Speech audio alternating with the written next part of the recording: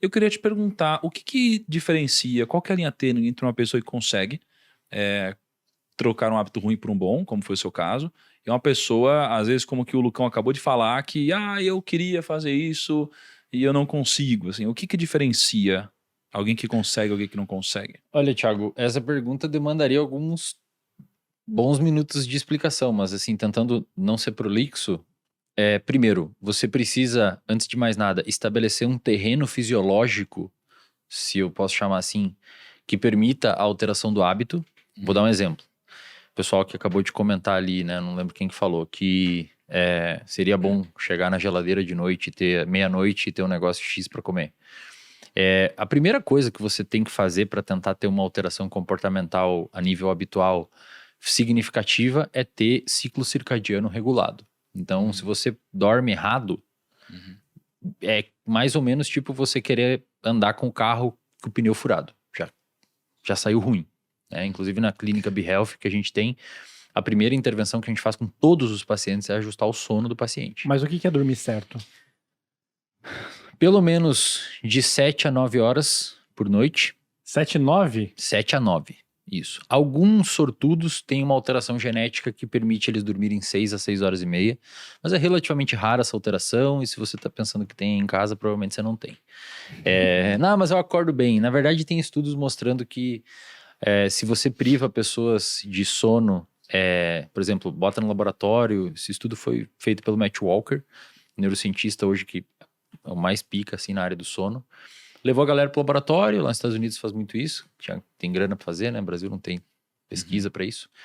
E deixa um grupo dormir 8 horas, um grupo se acorda com 6, um grupo acorda com 4 horas de sono, outro grupo vira à noite. Quando você vai ver no outro dia, ou fazendo isso consecutivos dias, o grupo que dormiu 8, quando você vai aplicando sucessivos testes de função operacional do cérebro, memória verbal, linguagem, raciocínio, velocidade de processamento de informação, o grupo que dormiu 8 horas é o que vai mais rápido. Eles são cognitivamente mais afiados. O grupo que dormiu 6 é um pouco pior, o que dormiu 4 é pior, e o que virou à noite é uma desgraça. E quando você aplica um teste de percepção subjetiva de cansaço, ou seja, você pergunta, Thiago, como é que você tá aí, cara, depois dessas noites dormindo 6 horas? O grupo que dormiu 6 horas responde que tá tão bem quanto o grupo que dormiu 8. Mas quando você vai mensurar objetivamente a função cognitiva, eles estão pior. Ou seja, em outras palavras, você fala, não, eu tô bem, mas quando a gente vai avaliar, você não... Entendi. Então, dormir bem 7 a 9 horas por noite, para a população em geral, mas tem exceto crianças, tá? Criança dorme mais mesmo. Mas tem a gente falou aqui que tem um período, 7 a 9 horas, mas tem assim, cara, porque tem aquela galera que fala assim, eu sou um cara noturno. Não tem não existe paradas assim. Não existe mas humano. Não tem uma galera que funciona melhor de manhã. Sou criativo às 3 da manhã. Não. É o Batman. Trabalha à noite. Cara, não existe animal, o ser humano não é noturno. Alguém enxerga no escuro aqui? Não enxerga. A gente não é noturno. Mas não tem aquele negócio, tipo, eu trabalho melhor de manhã. Tem os cronotipos. Então, o que é isso? Mais ou menos 50% é a divisão de matutino e vespertino. Matutino é tipo eu durmo 9h40 da noite, e 9h40, 10 horas da noite eu durmo e acordo 5h30, 6 horas. Naturalmente, se deixar, meu cronotipo é assim. E outras pessoas são vespertinas. Tendem a dormir 10h30, 11, 11h30 e acordar 8, 8h30. Mais que isso não existe, tá? Mas eu acordo às 11, eu sou vespertino. Não, você tá errado, tá dormindo errado. Você o quê? Vagabundo, então? É vagabundo. Quando você chegava da escola, assim, você da época da escola, você mas chegava ele falou que 1 da tarde, dormia a tarde inteira. Criança e jovem. Criança e jovem, adolescentes, de uma maneira geral, tem um processo de vespertinilização. Adolescentes, eles tendem a dormir mais ou menos meia-noite e acordar um pouquinho mais tarde. Por isso que escolas, por exemplo, que obrigam o adolescente a acordar 6 horas para pegar um busão para ir para a escola, cara, é um crime contra o sistema biológico do adolescente. Ele acorda, inclusive, mole, assim, ó. Ele acorda no meio do sono profundo. Então, dormir bem. 5 horas da manhã, todo dia. 7 a 9 horas por noite, passando por todas as fases de sono. Só pra gente não perder a resposta, porque a gente entrou no sono, mas o objetivo é responder sim, que alguém eu vou consegue... voltar lá. Então, primeiro ponto é você ter um sono adequado, porque até onde a gente sabe, a aprendizagem, de uma maneira geral, tanto implícita quanto explícita, ou seja... As aprendizagens explícitas seria você saber onde é a capital do Brasil, o que é um CDI, Essas coisas é uma aprendizagem explícita, você sabe que sabe. A aprendizagem implícita são hábitos. O hábito é uma aprendizagem, envolve uma mudança de circuito no seu cérebro para você conseguir alterar o seu comportamento. Essa mudança de circuito no cérebro, ela é sonodependente. Então a pessoa que dorme mal já vai ter mais dificuldade de mudar hábitos. Porque você, de certa forma, é como se você não tivesse o cimento muito bom para construir uma casa. Vai ser mais difícil você construir uma casa se o seu cimento for ruim.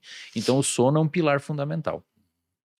O segundo ponto é, e talvez mais importante, que difere as duas pessoas, quem consegue e quem não consegue mudar um hábito, é o ambiente onde essa pessoa vive, cara. Não tem como. É inegociável. Se você vive em meio a pessoas que bebe, fuma, não sei o que e tal, vai ser muito... Você pode até conseguir, tá? Não é 8 ou 80, você pode até conseguir.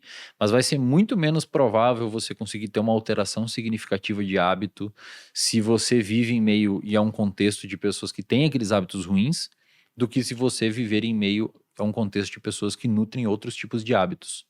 Então, se você quer alterar um hábito, você deveria se preocupar em andar e conviver com pessoas que tenham os hábitos que você busca.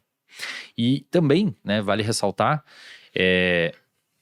alterar hábito é uma coisa que a gente fala como se valesse para todos os hábitos, mas hábitos, tem hábitos e hábitos. Por exemplo, tem até um estudo de uma pesquisadora que tentou quantificar quanto tempo a gente demora para formar um hábito. Tem a história dos 21 dias, não sei se vocês já ouviram, né? Que não tem essa... Não... São 66, não é? Média de 66 dias para formar um hábito, só que é uma média que varia de 14 dias a quase 300. Lá vem aí o desafio de 66 dias, hein? Primo, para com isso. 5 e 6 da manhã, 66 dias consecutivos. Não, cara, isso aí eu perdi uns anos de vida com esses desafios. Tá na hora de, né? Aí, ó. Não. Você tá com uma carinha tão eu, bem. eu tinha que dormir 4 horas por dia por causa disso. Eu perdi cabelo, engordei. Ah, a culpa foi minha. É, culpa totalmente do Thiago. Cabelo branco, ó. Thiago. E assim, Que Thiago, loucura. os hábitos são distintos nesse estudo de 66 dias, cara. Por exemplo, ela tinha o hábito da pessoa beber mais água, tinha o hábito de comer uma fruta e de fazer exercício. Tá. O que ela viu? O hábito de beber mais água foi o mais rápido a ser formado, em média, nas pessoas. Porque é mais fácil. Você deixa a garrafa aqui no seu lado. É diferente de você ter que ir à academia, que envolve interação social, envolve deslocamento, envolve abrir mão de um tempo da sua vida para fazer aquilo. Problema de interação social mesmo.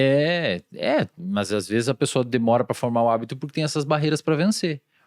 Então, hábitos mais simples são mais simples, hábitos mais fáceis são mais fáceis de formar, e hábitos que envolvam um complexo muito grande acabam demorando mais.